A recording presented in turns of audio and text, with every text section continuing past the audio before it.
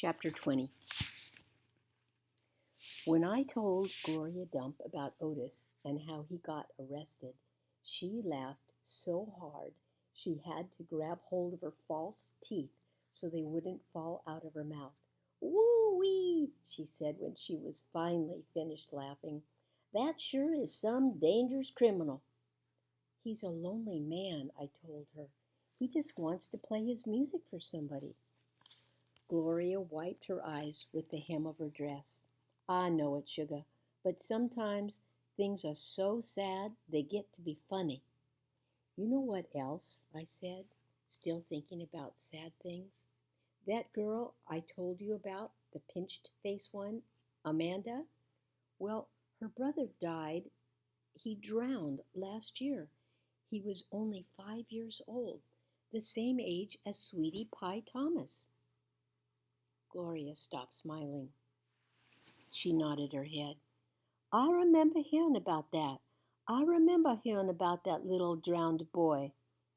"That's why Amanda is so pinched-faced," I said. "She misses her brother." "Most likely," Gloria agreed. "Do you think everybody misses somebody? Like I miss my mama?" Said Gloria. She closed her eyes. "I believe sometimes that the whole world has an aching heart." I couldn't stand to think about sad things that couldn't be helped anymore.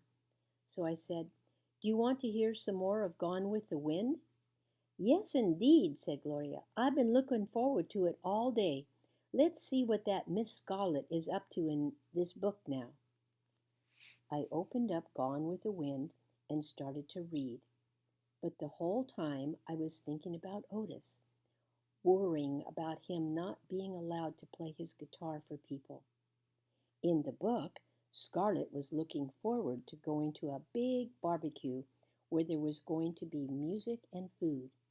That's how I got the idea. "That's what we need to do," I said, and I slammed the book shut.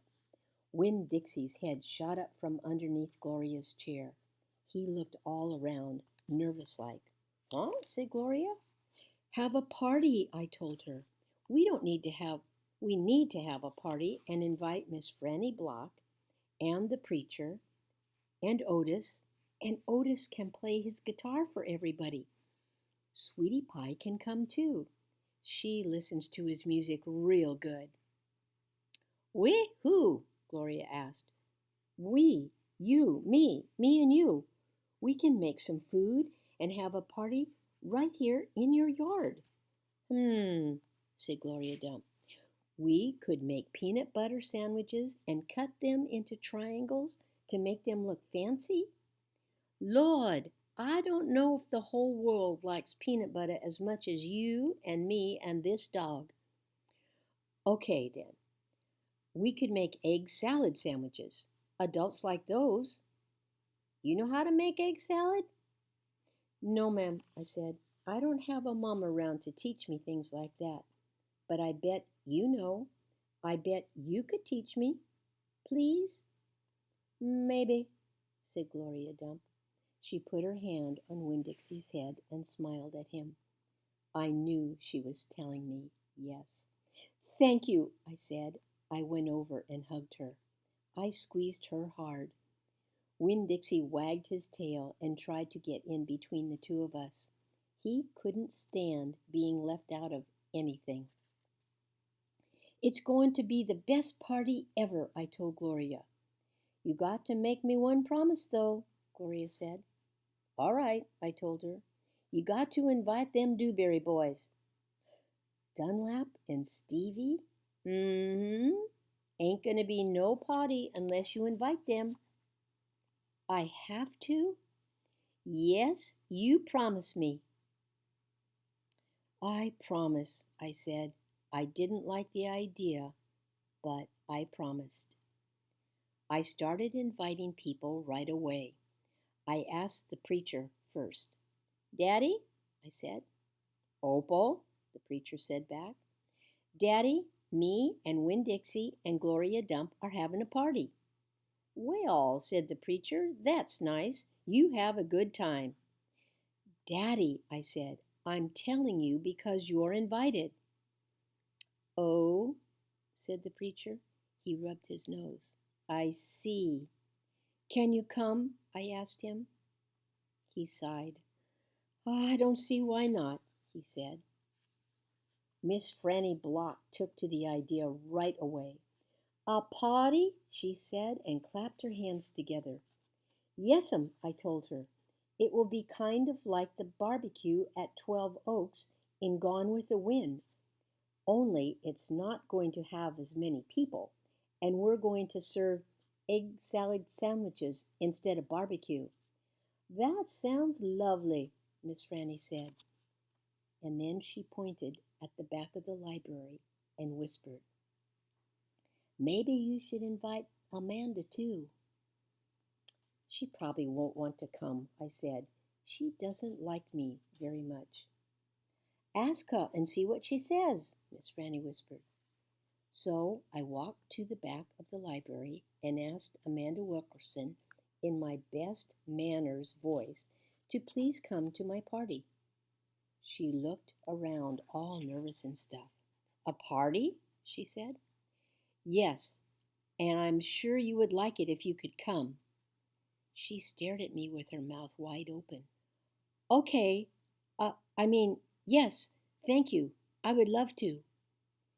And just like I promised Gloria, I asked the Dewberry boys.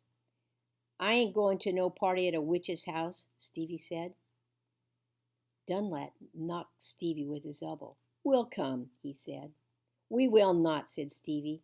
That witch might cook us up in her big old witch's pot.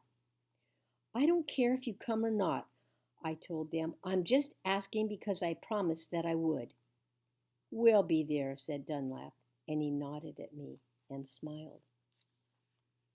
Sweetie Pie was very excited when I invited her.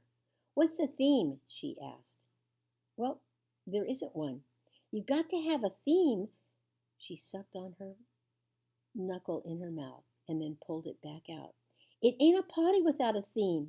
Is this dog coming? She asked. She wrapped her arms around Winn-Dixie and squeezed so hard that his eyes almost popped out of his head. Yes. Good, she said. We can make the theme a dog party theme. I'll think about it, I told her. The last person I asked was Otis. I told him all about the party and that he was invited, and he said, No, thank you. Why not? I asked.